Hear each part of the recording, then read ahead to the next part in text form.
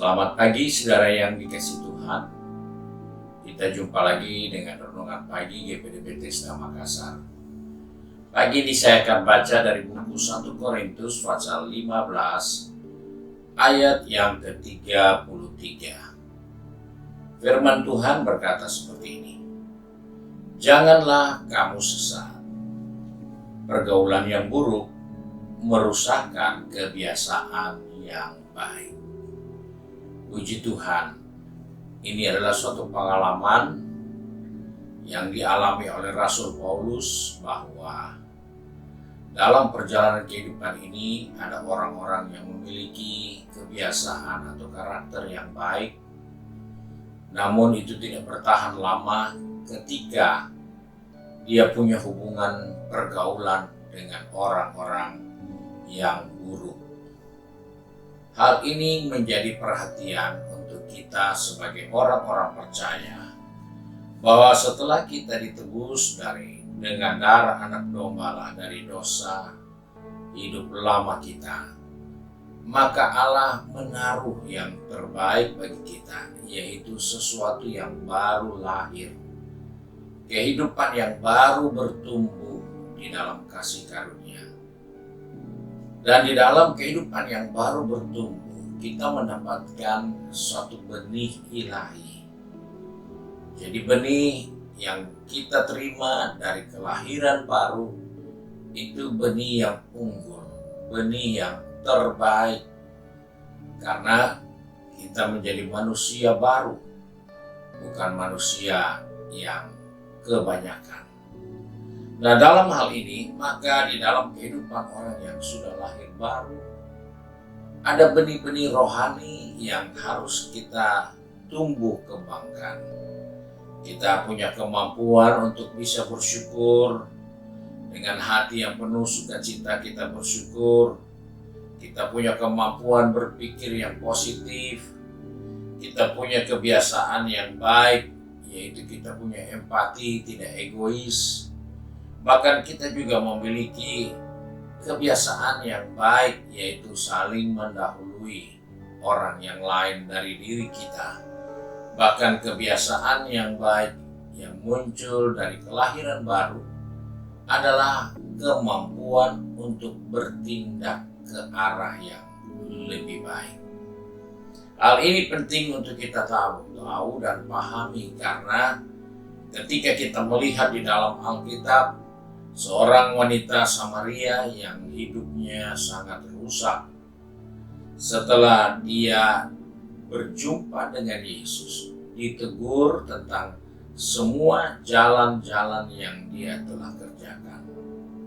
Maka perempuan itu punya kemampuan untuk bertindak.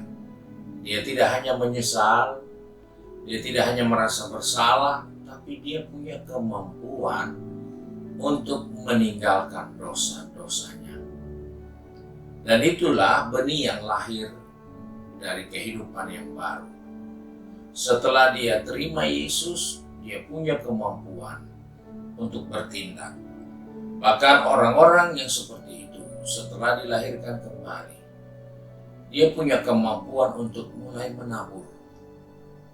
Dan kita tahu akhirnya Samaria diinjili oleh perempuan Samaria itu. Dia punya kemampuan untuk menabur. Dia punya kebiasaan yang jujur muncul. Dia bisa berkata dengan terus terang, orang itu telah menegur saya dari segala dosa-dosa saya. Dia memiliki sikap yang jujur. Dan itu adalah kebiasaan yang harus bertumbuh dalam diri orang-orang percaya. Jadi kita tidak bisa berkata, saya sudah percaya Tuhan, tapi saya nggak bisa buat itu. Itu yang salah. Kita sudah dirusakkan oleh pergaulan yang buruk. Setelah kita lahir baru, kita diberi banyak kemampuan. Di antaranya kita bisa bersyukur kepada Tuhan. Suatu kemampuan yang Tuhan berikan setelah kita merasa bebas dari dosa. Maka ada suatu kekuatan yang selalu untuk bersyukur kepada Tuhan. Dan itu jadi kebiasaan. Bahkan lebih dari itu, kita juga punya kemampuan untuk berpikir yang positif. karena kita sudah diselamatkan, karena dosa-dosa kita sudah dilupakan, maka kita pun mampu untuk melupakan kesalahan orang lain. Itu positif sekali. Dan itu lahir dari benih ilahi. Bahkan Alkitab katakan kita punya kemampuan untuk berempati. Kita sudah punya kemampuan untuk tidak egoisme. Itu sejak lahir baru. Dan kita punya kemampuan yang diberikan kepada diri kita untuk bisa menghormati dan mendahulukan orang lain dari diri kita sendiri. Dan yang tidak kalah penting, setelah kita lahir baru, kita punya kemampuan untuk bertindak. Ketika kita lahir baru, kita bisa ambil keputusan, berjam-jam baca Alkitab, berhari-hari kita hidup dengan doa. Itu tindakan. Tapi setelah kita mulai bergaul, maka membaca Alkitab mungkin jadi kurang. Bahkan berdoa pun menjadi lebih kurang. Dan kita bisa mencari berbagai alasan, tidak ada waktu, dan banyak hal lainnya. Namun waktu kita lahir baru, itu semua sudah hadir dalam diri kita dan kita sempat melakukannya. Dan itulah yang disebut kebiasaan yang baik. Kebiasaan yang baik itu harus selalu dijaga dalam diri kita. Orang yang punya kebiasaan yang baik itu adalah orang-orang yang sudah dilahirkan kembali. Karena mereka tidak akan pernah bisa menjadi orang-orang yang mempengaruhi hal buruk kepada orang lain. Tapi orang-orang yang lahir baru punya kemampuan untuk membagikan perbuatan-perbuatan benar yang mereka alami dalam dirinya. Itu jelas terjadi dengan perempuan Samaria, kita bisa baca nanti. Terjadi perubahan, pola pikir berubah, tindakan berubah. Semua hal-hal yang tadinya menguntungkan untuk hidup berdosa, sekarang dia tidak menganggap itu penting lagi. Dia berani jujur mengaku segala dosa, salah, kekurangannya.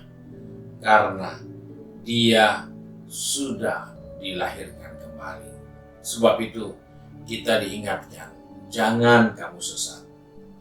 Karena setiap orang yang sudah ada di dalam Kristus, kemampuan-kemampuan yang baik menjadi kebiasaan-kebiasaan yang baik, itu adalah hal yang sudah ada, tinggal kita kembangkan.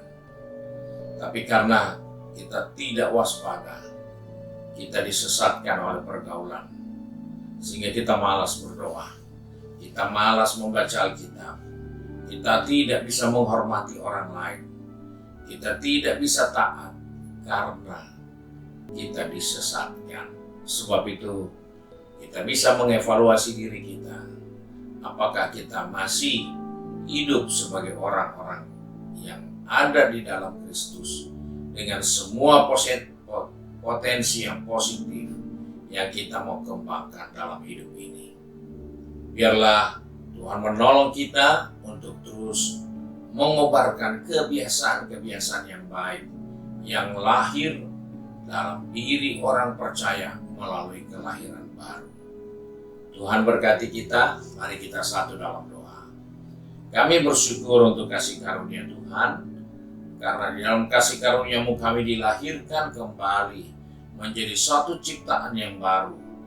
Kami diingatkan pagi hari ini untuk jangan kami menjadi sesat. Karena pergaulan-pergaulan yang jahat, pergaulan-pergaulan yang buruk akan merusak kebiasaan yang baik. Kami sadar Tuhan, seringkali ada benih-benih ilahi yang kami terima dari proses kelahiran baru. Itu mulai terkubur, itu dirusakkan karena kami disesatkan dalam pergaulan kami yang buruk. Sebab itu Tuhan tolong anak-anak-Mu yang sudah pergi bekerja, berbisnis, studi, maupun sudah sibuk dengan kegiatan di rumah tangga masing-masing. Ingatkan kami supaya kami tidak melakukan hal yang buruk, tapi sebaliknya kami melakukan kebiasaan-kebiasaan yang baik yang kami peroleh di dalam kasih karunia dalam kehidupan kami yang dibaharui. Terima kasih Bapa untuk kasih setiamu, terima kasih untuk firman-Mu. Sebab itu kami bersyukur dan berdoa di dalam berkat nama Tuhan Yesus Kristus. Haleluya. Amin. Puji Tuhan. Tuhan Yesus memberkati kita dan selamat pagi.